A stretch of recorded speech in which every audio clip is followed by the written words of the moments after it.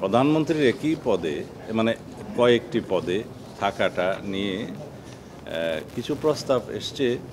আপনারা আগে জানেন, এটা অনেকবার ডিসকাসড হয়েছে যে একই ব্যক্তি প্রধানমন্ত্রী, সংসদ নেতা এবং দলীয় প্রধান এই একাধিক পদে থাকতে পারবেন কিনা। বিস্তারিত আলোচনা শেষে অধিকাংশের মধ্যে একটা মতামত এসছে যে প্রধানমন্ত্রী এবং তার সাথে সংসদ নেতার ভূমিকাটা প্রায় অঙ্গাঙ্গিভাবে জড়িত। এই দুই ক্ষেত্রে একত্রে প্রধানমন্ত্রী এবং প্রধানমন্ত্রী লিডার অব দি হাউস থাকতে কোনো অসুবিধা নেই। এক্ষেত্রে মোটামুটি যেটা আমি কনসেনসাস দেখেছি যে প্রায় সকলেই একমত। কিন্তু দলীয় প্রধানমন্ত্রী হতে পারবেন কিনা এই ক্ষেত্রে কিছু বিতর্ক হচ্ছে।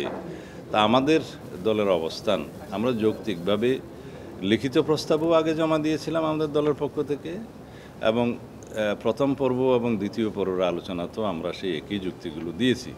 তার মধ্যে আপনাদের মাধ্যমে জাতিকে জানানোর জন্য কয়েকটি যুক্তি আমি আপনাদের মাধ্যমে উপস্থাপন করতে চাই।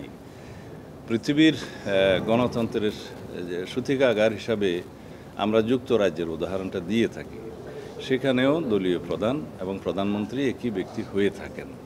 কয়েকটি দেশে মাঝে মধ্যে এটার ব্যতিক্রম হয়ে থাকে, তবে সেটা সংসদীয় দলে যারা সরকারি দলের যে পার্লামেন্টারি পার্টি হয় সেই পার্টি ডিসাইড করে যে পার্টি কাকে প্রধানমন্ত্রী হিসাবে সিলেক্ট করবেন। সেটা কোনো ইলেকশন প্রসিডিওর নয়। যারা মেজরিটি পার্টি হয় পার্লামেন্টে অথবা জোট হয়, তারা পার্লামেন্টারি পার্টি ফর্ম করে তারা ডিসাইড করে কোন ব্যক্তি প্রধানমন্ত্রী হবেন। এখন সেই ব্যক্তি যদি কোনো একটা দলের প্রধান হন, সেই ক্ষেত্রে তাকে এটা অযোগ্য ঘোষণা করা হয় না বা অযোগ্যতা থাকে না। কারণ এটা একটা ডেমোক্রেটিক প্র্যাকটিস যে ডেমোক্রেসিতে কোনো ব্যক্তি প্রধানমন্ত্রী হলে তাকে অপশন হিসেবে কোনো রাজনৈতিক দলের প্রধানের পদটা ছাড়তে হবে, এরকম কোনো প্র্যাকটিসটা সাধারণত দেখা যায় না। দুই একটা ক্ষেত্রে এক্সেপশন থাকতে পারে, কারণ এটা একটা তার ডেমোক্রেটিক রাইট যে দলীয় প্রধান হওয়ার কারণেই কি তাকে প্রধানমন্ত্রীর পদে যোগ্যতা ঘোষণা করা হচ্ছে, এরকম একটা প্রশ্ন আসতে পারে। আর দলীয় প্রধান যে সবসময় প্রধানমন্ত্রীর পদ অলঙ্কৃত করবেন এমন তো কথা নয়। পার্লামেন্টারি পার্টিতে ডিসাইড হবেন কোন এমপি প্রধানমন্ত্রী হবেন, কিন্তু অপশনটা থাকা ভালো, তার ডেমোক্রেটিক রাইটটা যাতে ক্ষুণ্ণ না হয়।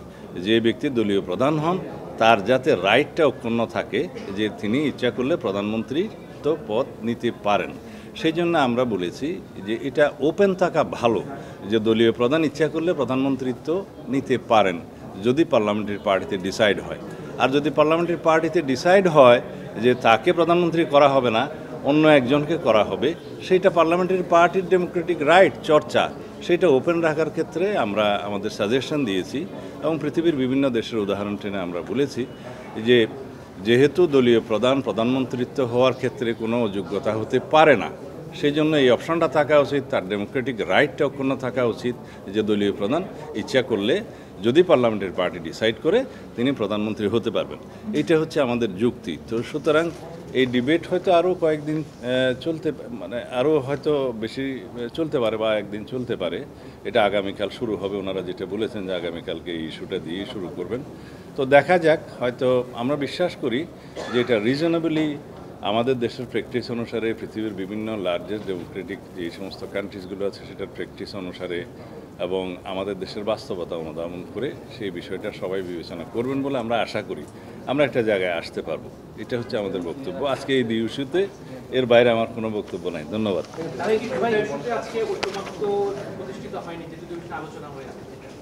আমরা প্রায় তো কাছাকাছি এসেছি। এই প্রধানমন্ত্রী পদে এবং রাজনৈতিক দলের প্রধানমন্ত্রী একই সাথে এবং একই সাথে লিডার অব দি হাউস হওয়ার ক্ষেত্রে দুইটা বিষয়ে তো প্রায় সবাই একমত যে লিডার অব দি হাউস এবং প্রধানমন্ত্রী একই ব্যক্তি হতে পারেন। বিতর্কটা এখন চলছে যে দলীয় প্রধানের পদে উনি থাকতে পারবেন কিনা, সেটা আলাপ আলোচনার মধ্য দিয়ে হয়তো এক জায়গায় আসতে পারবো। আমরা আমাদের পজিশনটা জানালাম এবং যৌক্তিকভাবে জানালাম, ইনস্টেন্স দিয়ে জানালাম যে দলীয় প্রধানের পদে থাকাটা তো যোগ্যতা হতে পারে না। আর তাছাড়া এটা একটা ডেমোক্রেটিক রাইট হরণ করার মতো হবে সেই ব্যক্তির যে শুধুমাত্র দলীয় প্রধান থাকার কারণেই কি প্রধানমন্ত্রী পদে তাকে বিবেচনা করা হবে না। এটা রাইট হচ্ছে ডেমোক্রেটিক্যালি পার্লামেন্টারি পার্টির মেজরিটি পার্টির ডিসিশন যে তারা কাকে মনোনয়ন দেবেন প্রধানমন্ত্রীর পদে। পার্টির প্রধানকেও দিতে পারেন, অন্য একজনকেও দিতে পারেন, সেটা ওপেন থাকা উচিত, অপশনটা থাকা উচিত। এখানে হাত বেঁধে দেওয়া ঠিক হবে না, এটা ডেমোক্রেসির বিরুদ্ধে যাবে অনেকটা।